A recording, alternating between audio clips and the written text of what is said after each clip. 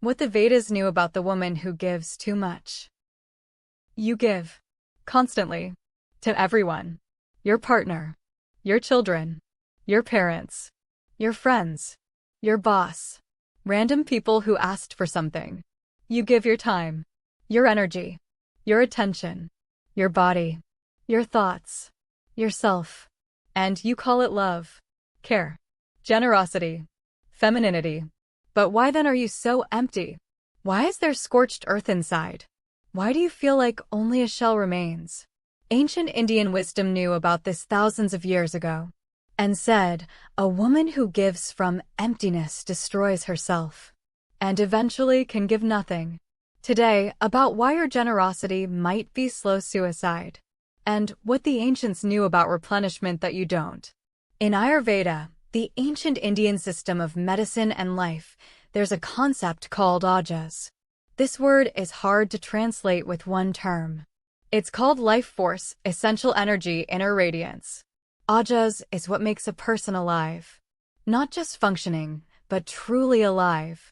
Glowing from within. Magnetic. Healthy. Capable of love, creation, feeling joy. When ojas is high, you shine. People want to be near you. You have energy. You have desires. You have yourself. When ojas is depleted, you fade. You're tired even when you rest. You get sick. You feel old even if you're 30. You do everything right, but inside there's emptiness. The Vedas say ojas accumulate slowly. Through sleep, proper food, joy, peace, love, practices. But it's spent quickly. Through stress, sleep deprivation, exhaustion, toxic relationships. And through endless giving. There's a Sanskrit concept, dana, generosity, giving.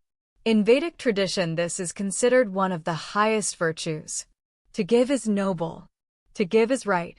But the Vedas also speak of sattvic, rajasic, and tamasic, three qualities that color any action. Sattvic giving is when you give from fullness. From abundance.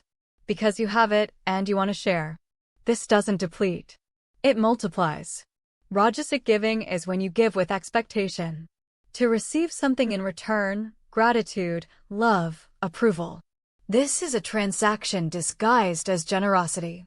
Tamasic giving is when you give from emptiness. When you yourself have nothing, but you still tear pieces from yourself. This isn't virtue. This is self-destruction. Most women who give too much are in tamas or rajas. They're either trying to earn love, or they've long forgotten what it's like to have something for themselves. In Indian mythology, there's the image of Shakti, feminine energy that nourishes the entire universe. Shakti is power, movement, life. But Shakti needs Shiva, stillness, immobility, the receiving principle. Without balance, Shakti is depleted. Energy that isn't replenished burns out. A goddess who only gives stops being a goddess.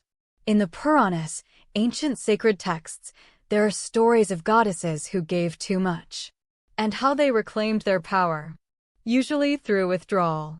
Through pause. Through returning to themselves.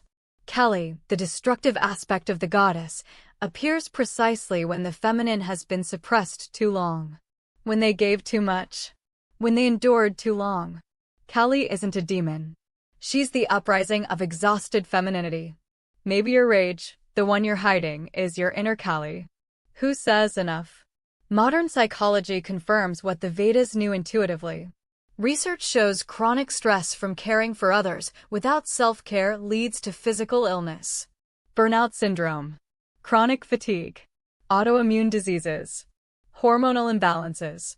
Psychologist Harriet Breaker calls this the disease to please. She describes women who literally cannot stop giving, even when their body screams stop. Because their identity is built on being useful. If I don't give, who am I then? If I don't care, why would anyone love me? This isn't generosity. It's addiction. Addiction to being needed. In Vedic tradition they say, woman is Graha Lakshmi, goddess of the home, keeper of the hearth. But Lakshmi, goddess of abundance, doesn't give from emptiness. She overflows. She sits on a lotus. From her hands flow golden coins, because she has an infinite source within. You're not Lakshmi when you give from your last strength. You're a wrung-out rag pretending to be a goddess. And this isn't an insult. It's a diagnosis. And the first step to healing. Why do you give so much? The Vedas would connect this to samskaras, imprints from past experience that shape your behavior now. Psychology would call it childhood trauma. The essence is the same. Once you learn that your value is in what you give, that love must be earned, that asking is shameful, that having needs is selfish, and you became a giving machine, with a smile on your face, with emptiness inside. In the Bhagavad Gita, Krishna tells Arjuna, you cannot act correctly if you're exhausted. You cannot fulfill your dharma, your purpose, if you have no strength. First, fill yourself. Then act. This isn't selfishness. This is the order of things. What do the Vedas say about replenishment? The practice of dinacharya, daily routine, includes mandatory rituals of self-care, oil massage, meditation, time in silence, food in peace, sleep in darkness. This isn't luxury. This is necessity.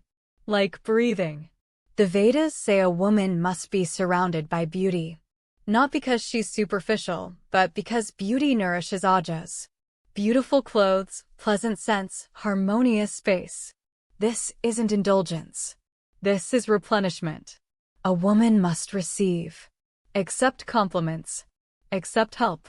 Accept gifts. Accept love. Not only give. Receive. How often do you allow yourself to receive? Truly. Without feeling you now owe something in return. Practical steps from Vedic wisdom. First, stop giving from emptiness. Literally. If you're exhausted, first replenish. Then give. Not the reverse. Second, introduce daily rituals of nourishment. Not when you find time. Every day. At least 15 minutes of something that gives you energy, not takes it. Third, learn to receive. Start small. When someone compliments you, just say thank you. Don't deflect. Don't joke it off. Accept. Fourth, check where you're giving from. From fullness or emptiness. From desire or from fear. From love or from the need to be needed. Fifth, allow yourself a pause. A goddess who never rests stops being a goddess. You have the right to stop. The Vedas say when a woman is filled, she nourishes everything around her. Not through effort, through presence. Not through sacrifice, through overflow. Not through depletion, through radiance. When you're empty, you cannot truly give anyone anything. You only create the illusion of care while slowly dying inside. This isn't love. This is slow disappearance. You thought giving was what it means to be a woman. But the ancients knew being a woman is being filled. And giving from that fullness. Maybe it's time to stop emptying yourself.